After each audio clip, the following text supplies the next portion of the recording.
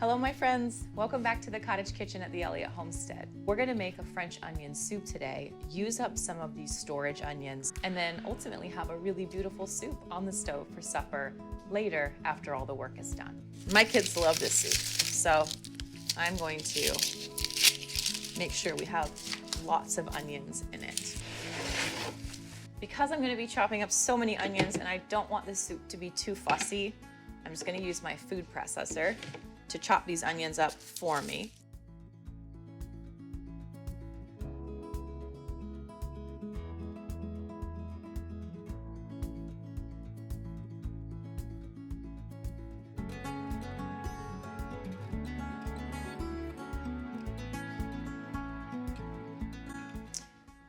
My onions are gonna slice up really quick because I'm gonna be using the food processor for it. So I'm gonna go ahead and get some butter melting. So I have found the trick to a really rich onion soup is to give the onions time to cook down. That's why I'm gonna go ahead and start this ahead of time, because the longer it sort of cooks down, the more flavorful it gets. So I'm gonna start with a good chunk of butter, which is just gonna kind of help those onions to saute evenly and to cook down.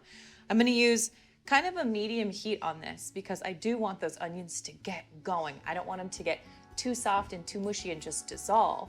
I want to get some heat underneath them and get them to colorize a little bit, and then we'll let it slow cook in the broth on the simmer plate. All right, so here we go.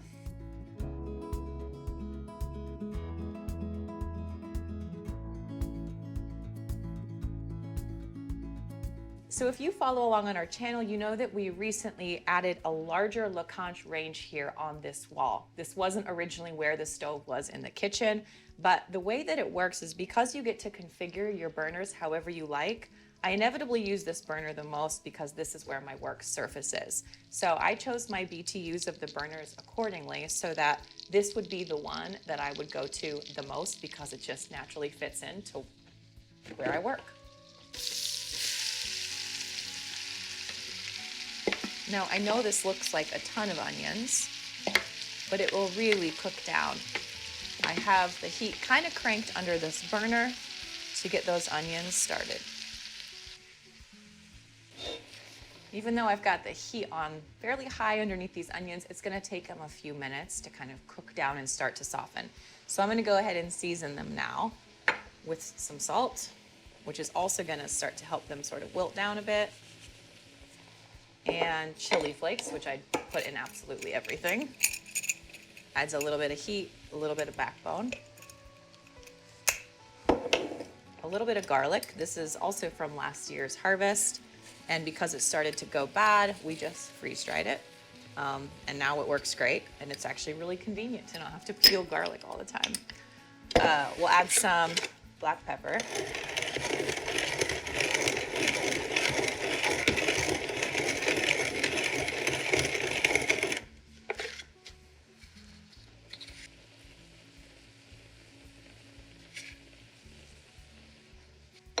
It might technically be spring, but it's still pretty darn cold here, so I'm gonna look forward to having this soup when we come in from working outside.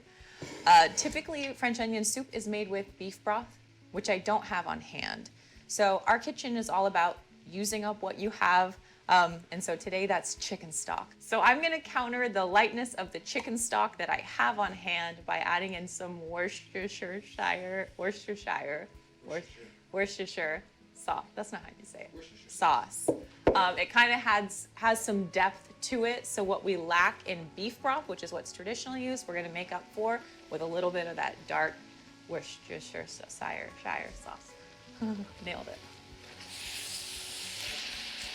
You can see how much the onions start to cook down.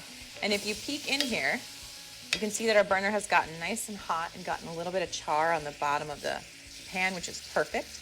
That's going to give us color. It's also going to give us flavor. It's got a really beautiful dark onion butter deliciousness going on right now.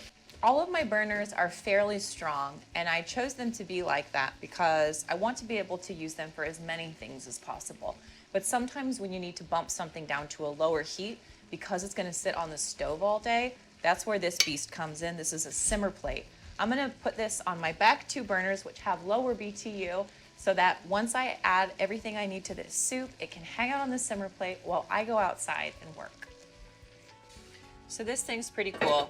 It literally just nestles right over the top, and then I can turn the back burner on, which will just keep this nice and gently warm for my soup.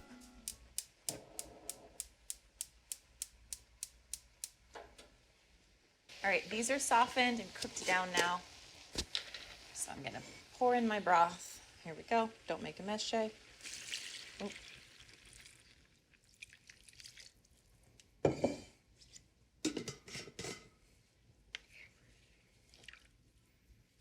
Look at that.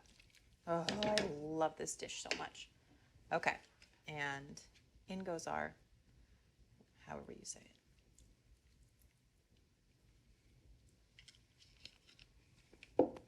Now I'm gonna let this hang out while we're outside, and then when I come back in, I'll adjust the seasoning as needed. I'm also gonna see if I can find any thyme yet coming up in the garden, because I would really love to add some fresh thyme to this as well. In the meanwhile, I'm gonna move this over to my simmer plate where it can just hang out for the next few hours while we go outside. After the work outside is done, it's time to head back in and finish up our soup. This is where you get to adjust the seasonings to your taste, but luckily for me, today's soup was right on the money. Now, when we configured our Lacanche range months ago when we ordered it, it was really important to me that it also have a broiler, because I love French onion soup, and to get that beautiful melty cheese and charred bread on top, you really need to have a broiler. So the left side of my oven is a gas range, the right side is an electric range with a broiler. Perfect for this soup. So I'm going to assemble the soup in oven-proof dishes, put my bread on top, and broil it until it's nice and melty and crispy on the edges.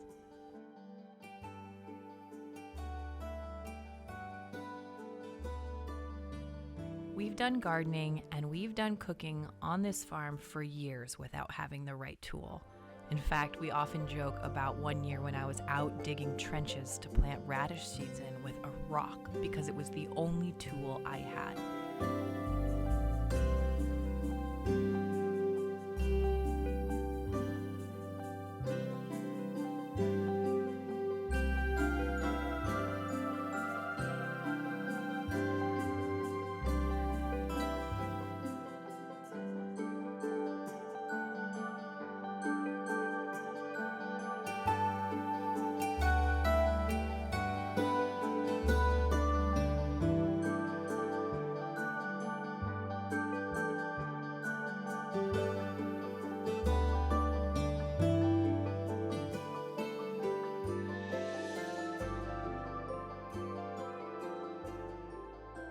I feel very grateful to come in from a day in the garden, having had the tools and the seeds that I needed to get the job done, to then come inside and be able to put something so nourishing and so delicious and have the tools that I need to do that as well. None of this is overnight. All of this is a process, whether it's learning to cook or learning to garden or having the right tools on hand. So these small meals and these small moments and these small days in the garden end up feeling like a massive victory.